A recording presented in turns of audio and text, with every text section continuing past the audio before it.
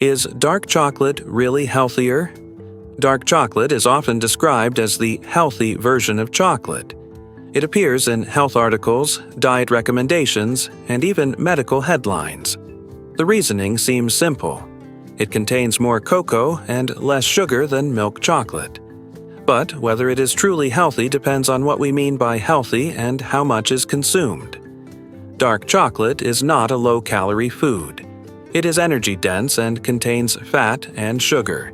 However, it does contain compounds that have measurable biological effects, and that is where the discussion becomes more complex.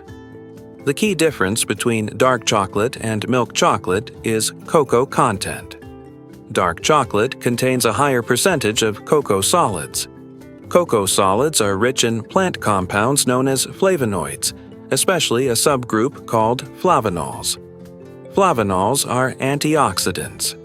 Antioxidants help neutralize unstable molecules called free radicals, which can contribute to cellular damage over time. Laboratory and clinical studies have shown that cocoa flavonols may improve blood vessel function. They appear to increase nitric oxide production in the endothelium, the lining of blood vessels.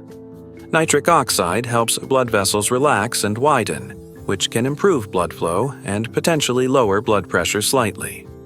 Some studies have also suggested modest improvements in insulin sensitivity and markers of cardiovascular health when high flavonol cocoa is consumed in controlled amounts. However, the context matters. The cocoa used in research is often minimally processed and high in flavonol concentration. Commercial chocolate goes through roasting and processing steps that can reduce flavonol content. Additionally, chocolate products vary widely. A bar labeled 70% cocoa does contain more cocoa solids than milk chocolate, but it still contains sugar and fat. Cocoa butter, the fat component of chocolate, is rich in saturated fat. Although the specific type of saturated fat in cocoa butter may not affect cholesterol levels as strongly as others, it is still calorically dense.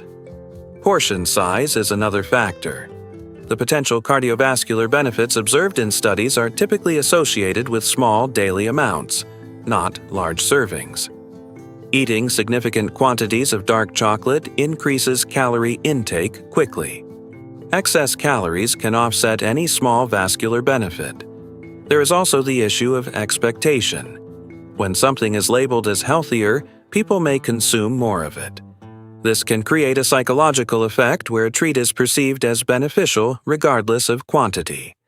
Dark chocolate does offer more micronutrients than milk chocolate, including small amounts of iron, magnesium, and copper. But it is not a primary source of these nutrients in most diets.